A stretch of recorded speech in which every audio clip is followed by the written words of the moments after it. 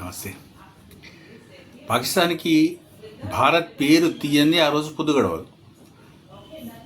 అది ఎవరితోటి మాట్లాడినా ఏం చేసినా తన సరదా టైంలో కానివ్వండి, సీరియస్ టైంలో కానివ్వండి, కొట్లాటకు కానివ్వండి, తిట్లాటకు కానివ్వండి, దేనికి కానివ్వండి, అది భారత్ పేరు తీసుకుని భారత్ భుజం మీద పెట్టి మాత్రమే తను గన్ను పేల్చగలుగుతుంది. తను సొంతంగా ఏమీ చేయలేదు. దీనికి అద్భుతమైన ఉదాహరణ ఒకటి మన షాబాజ్ షరీఫ్ ఒకటి చైనాలో ఇచ్చాడు నిన్ననే. ఏ విధంగా అంటారు, అసలు యాక్చువల్గా పాకిస్తాన్లో మొత్తం తుఫాన్ వచ్చి మొత్తం క్లౌడ్ బర్స్ట్ అయ్యి మొత్తం అక్కడ ఉన్న పెద్ద సిటీస్ అన్నీ కూడా సర్వనాశనం అయిపోయాయి. మొత్తం అన్నీ మునిగిపోయినాయి. ఒకటో అంతస్తులో కూడా గ్రౌండ్ ఫ్లోర్, ఒకటో అంతస్తులో ఎవరు ఉండట్లేదు, సెకండ్ ఫ్లోర్ ఆ పైన మాత్రమే ఉంటారు. అంత ఎత్తులో నీళ్ళు వచ్చినాయి. ఈ లెవెల్లో అక్కడ తుఫాన్ వచ్చి లేకపోతే వరదలు వచ్చి అట్లా కొట్టుకుపోతుంటే అక్కడ ఒక్కళ్ళు లేరు. దాదాపు ఒక 15 మంది అఫీషియల్స్ని, మినిస్టర్స్ని వేసుకుని షాబాజ్ షరీఫ్ చైనాకి వెళ్ళాడు. చైనాకి వెళ్ళి అక్కడ ఎస్సీఓ మీటింగ్ అయిపోయిన తర్వాత వెంటనే వెనక్కి తిరిగి రావచ్చు కదా, రావట్లేదు. అక్కడ వారం రోజుల క్యాంప్ వేశాడు. పాకిస్తాన్లో పరిస్థితి ఏంటి ప్రస్తుతము, అక్కడ మొత్తం అంతా కొట్టుకుపోతున్నారు జనాలు. అంతా తిండి లేదు, కట్టుకోవడానికి బట్టలు లేదు, చిన్నపిల్లలకి తర్వాత ముసలి వాళ్ళకి వైద్యం లేదు, ఏ రకమైన ఫెసిలిటీస్ లేవు. ఈ టైంలో పోయి అక్కడ కూర్చున్నాడు. అక్కడ కూర్చున్న వ్యవహారం ఏంటి అంటే ఏమీ లేదు, ఏ పని లేదు, ఉత్తగా పోయి కూర్చున్నాడు. అతను పోయి కూర్చున్నాడు.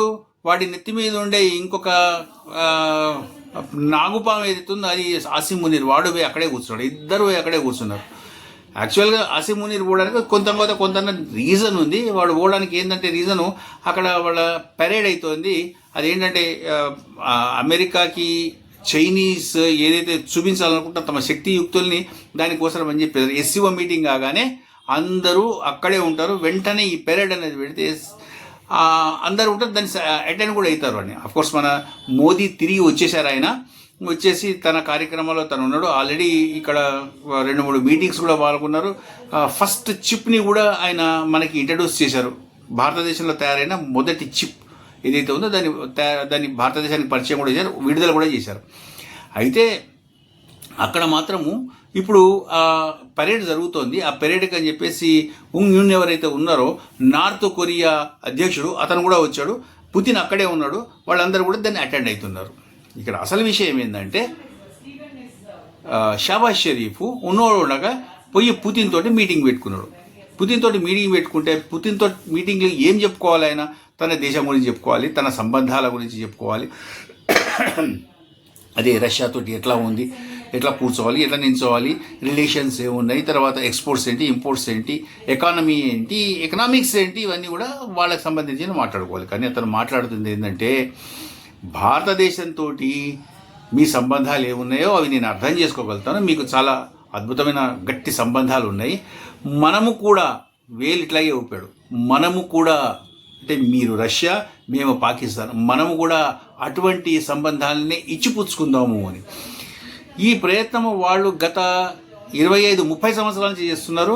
వాళ్ళు ముందరికి వేసిన అడుగు 0. ఎంత మాత్రము ఈ మీటింగ్ ఇంతకు తప్పించి అవతలికి పోవట్లేదు. వాళ్ళకి తెలుసు పాకిస్తాన్ దగ్గర ఉన్నది ఏమి అంటే చిప్ప తప్పించి ఇంకేమీ లేదు. లిటరల్గా చిప్ప. ఎంత అవమానకరమైన భాష మాట్లాడతాడు, బాడీ లాంగ్వేజ్ చూపిస్తాడు, గొంతు టోన్ ఏ రకంగా ఉంటుంది, కళ్ళు ఏ రకంగా పెడతాడు, కళ్ళలో కళ్ళు పెట్టి మాట్లాడాడు. కూర్చోవడం కూడా స్ట్రైట్గా కూర్చొని 2 కాళ్ళు దగ్గరికి పెట్టుకుని స్కూల్ పిల్లల్లాగా, టీచర్ ముందర హోంవర్క్ చేయకపోతే పిల్లలు నించుంటారు కదా, ఆ రకంగా నించొని 2 చేతులు కట్టుకొని నించుంటాడు, 2 చేతులు ఇట్లా పట్టుకొని నించుంటాడు, 2 చేతులు పట్టుకొని కిందికి పెట్టి నించుంటాడు. అంత నేను ఇక్కడ కాదు, నేను ఇక్కడ ఉండవలసిన వ్యక్తిని కాదు, నేను ఇక్కడ నేను ఇంట్లో లేను, ఎక్కడో బయట ఏదో అర్ధరాత్రి కూడా శ్మశానంలో ఉన్నా నేను అన్నంత భయంగా అన్సెక్యూర్డ్గా, ఇది నా ప్లేస్ కాదు, అనవసరంగా నేను ఇక్కడికి అనవసరంగా వచ్చాను అన్న బాడీ లాంగ్వేజ్ని మనకి చూపిస్తూ అతను అక్కడ ఉంటాడనమాట. యాక్చువల్గా ఇదే బాడీ లాంగ్వేజ్ మనకి మోదీ, పుతిన్ ఇద్దరు కలిసి వెళ్తున్నప్పుడు కూడా మనకి కనిపించింది. లిటరల్గా చెప్పాలి అంటే ఒక హోటల్ ముందర, ఒక మంచి హోటల్ ముందర దర్వాన్ నించొని ఉంటాడు. మీసాలు, ఇంత పెద్ద మీసాలు పెట్టుకొని రెడ్ కలర్ డ్రెస్ వేసుకొని డోర్ తెరవడానికి, మొయ్యడానికి. లిటరల్గా అట్లాగే అతను నించున్నాడు, 2 కాళ్ళు దగ్గరికి పెట్టుకుని 2 చేతులు అక్కడ పెట్టుకొని చేతులు ఇట్లా పట్టుకొని స్ట్రైట్గా ఇట్లా నించుని మంచి డ్రెస్ వేసుకొని నించుని ఉన్నాడు. అతన్ని చూడగానే మనకి ఆ దర్వానే గుర్తొస్తాడు. అయితే ఇక్కడ మనం గమనించాల్సిన ఇంకొక విషయం ఏంటి అంటే, మోదీకి ఇటువంటి పరిస్థితులను ఏ రకంగా హ్యాండిల్ చేయాలి అద్భుతంగా తెలుసు. అసలు అద్భుతంగా తెలవడం కాదు, మోదీకి మాత్రమే తెలుసు. మోదీ మాత్రమే ఇటువంటి పరిస్థితులను సింపుల్గా లెఫ్ట్ హ్యాండ్ తోటి ఆయన హ్యాండిల్ చేసేయగలుగుతాడు. ఆ క్షణంలో అక్కడ ఆ రకంగా వ్యవహరించడం, పుతిన్ చెయ్యి ఆల్మోస్ట్ గట్టిగా పట్టుకుని లాక్కుంటూ జిన్పింగ్ దగ్గరికి వెళ్ళడం కానివ్వండి, లేదా జోక్స్ కట్ చేస్తున్నట్టుగా పెద్దగా నవ్వడం కానివ్వండి, అతని ముందరి నుంచి వెళ్తూ కూడా షహబాజ్ షరీఫ్ని గమనించనట్టుగా ముందరికి వెళ్ళిపోవడం కానీ, ఇవన్నీ కూడా బయటికి సందేశం ఇవ్వడం. బయటికి అంటే అమెరికాకే కానివ్వండి, చైనాకే కానివ్వండి, పాకిస్తాన్కే కానివ్వండి, ఒకటే యాక్ట్ తోటి తను వాళ్ళకి ఒక అద్భుతమైన సందేశం ఇస్తున్నాడు అనమాట. ఇవన్నీ కూడా యాక్చువల్గా అక్కడ మాట్లాడడానికి ఏమీ ఉండదు. తర్వాత ఇంకొకటి, పుతిన్ వచ్చిన తర్వాత బయట కారులో వెయిట్ చేస్తున్నాడు పుతిన్ అని చెప్పేసి పెద్ద వార్తాపత్రికల్లో చేశాడు. దాదాపు 10 నిమిషాలు ఎక్స్ట్రా వెయిట్ చేశాడు. 10 నిమిషాలు మోదీ గురించి ఆయన వచ్చిన తర్వాత ఇద్దరు కలిసి కారులో దాదాపు 40 మినిట్స్ దాకా కూర్చొని ఏదో మంతనాలు చేసుకున్నారు అని భగవంతుడికి తెలుసు, ఆ రాముడికే తెలుసు నిజంగా వాళ్ళిద్దరూ ఏమన్నా మాట్లాడుకున్నారా లేదా ఊరికేనే ప్రపంచాన్ని ఉడికించడానికి ఏదన్నా ఇటువంటి వ్యవహారం చేశారా అని. ఇవన్నీ కూడా టాక్టిక్స్. ఈ టాక్టిక్స్ మోదీకి తెలిసినంతగా ఇంకెవరికి తెలియవు. ఒక 40 నిమిషాలు నిజంగా మాట్లాడుకుని ఉండకపోవచ్చు. యాక్చువల్గా ఇద్దరు చేతులు పట్టుకుని జిన్పింగ్ దగ్గరికి వెళ్తారు. జిన్పింగ్ అతను కలిసి ఏమీ మాట్లాడుకుని ఉండకపోవచ్చు. నేను ఒక జోక్ వేస్తాను, ఇది ముగ్గురం కలిసి ఒకటేసారి నవ్వుదాము 1 2 3 అని కూడా నవ్వి ఉండొచ్చు, ఏదైనా కావచ్చు. కానీ ఇదంతా కూడా అద్భుతంగా బయటికి ఒక సందేశం వెళ్తుంది. కడుపులో జనాలకి ఎక్కడెక్కడ ఎవరెవరికి మండాలో అందరికీ మండుతుంది. ఇది నిజంగా ఒక ట్రెమండస్ స్ట్రాటజీ, అద్భుతమైన స్ట్రాటజీ. మజా వస్తుంది. ఎవరన్నా ఇటువంటి పనులు చేసి ఎవరికైతే కడుపులో మండేటట్టు చేయాలో వాళ్ళకి అటువంటి కడుపులో మండేటట్టు చేస్తుంటే నిజంగా చాలా బాగుంటుంది.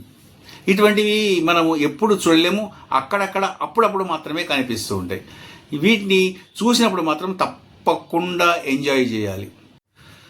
సరే, అది అట్లా ఉండగా పాకిస్తానీ మీడియా కానివ్వండి, Pakistani social media, Pakistani YouTubers వీళ్ళందరూ కూడా ప్రస్తుతము షహబాజ్ షరీఫ్ని తిట్టి వస్తున్నారు. ఎందుకు పోతావు నువ్వు అక్కడికి పోయి, నువ్వు సాధించేది ఏముంది, ఏమీ లేదు, మా ఇజ్జత్ తీస్తున్నావు అనవసరంగా, అనవసరంగా మా ఇజ్జత్ తీయడానికి పోతావు తప్పించి ఏముంది అక్కడ, వారం రోజులు నీకు అక్కడ ఏం పని, ఇక్కడ మొత్తం అంటే తుఫాను ఒకటి వచ్చి ఇక్కడ పెద్ద వరదలు వచ్చి ఇక్కడ అంతా కొట్టుకుపోయి అందరం పాడైపోయి ఇక్కడ ఇళ్ళు మొత్తం నగరాలు మొత్తం అంతా పాడైపోయి సర్వనాశనం అయిపోయి ఉంటున్నాయి. నువ్వు అక్కడేం చేస్తున్నావు, వెంటనే రా అని చెప్పేసి అంటున్నారు. మోదీ ముందర ఎంత చిన్నగా కనిపిస్తున్నాడు షహబాజ్ షరీఫ్, చాలా చిన్నగా కనిపిస్తున్నాడు అని ఇవన్నీ కూడా వాళ్ళు అంటున్నారు. నిజమే, ఇక్కడ సైనిక కవాతు ఏదైతే ఉందో కవాతుకి కావాల్సిన వ్యవహారాలు చూడడానికి ఆసిమునీర్ వచ్చాడు, వాడు చూసుకుంటారు. ఇక్కడ చేయగలిగింది ఏముంది, షహబాజ్ షరీఫ్ నేను చేయగలిగింది ఏముంది, అక్కడ ఏమీ లేదు. ఇద్దరం కూడా అక్కడ తోలుబొమ్మలాగా ఆడుకుని కాసేపు బయటకు వచ్చేయడమే, అంతకు తప్పించి చేయగలిగింది ఏం లేదు. ఈ విషయము మనకి యాక్చువల్గా భారత మీడియా ఎంతైతే నవ్వి సరదాలు తీర్చుకుంటుందో, నిజంగా అందరూ ఎంత మజా చకాయిస్తున్నారు, అంతే మజా Pakistani media, Pakistani social media కూడా అంతే మజా చకాయిస్తుంది. వాళ్ళు కూడా చాలా అంటే వాళ్ళ అధికారి గురించి, వాళ్ళ రాజకీయ నాయకుడి గురించి వాళ్ళు అంతే ఇదిగా మాట్లాడుకుంటున్నారు. నిజానికి ఇది చాలా అవమానకరమైన పరిస్థితి ఆసిమునీర్కి కానివ్వండి, లేకపోతే షహబాజ్ షరీఫ్కి కానివ్వండి, మిగతా అందరికి కానివ్వండి. ఇప్పటికైనా బుద్ధి తెచ్చుకుని వాళ్ళు వెనక్కి వెళ్ళిపోయి వాళ్ళ దేశంలో ఏవైతే అక్కడ పాడైపోయిన విపత్తులో ఉందో ఆ విపత్తు నుంచి దేశాన్ని బయటికి ఎట్లా పడేయాలి అన్న ఒక ఆలోచన వాళ్ళు చేయగలగాలి.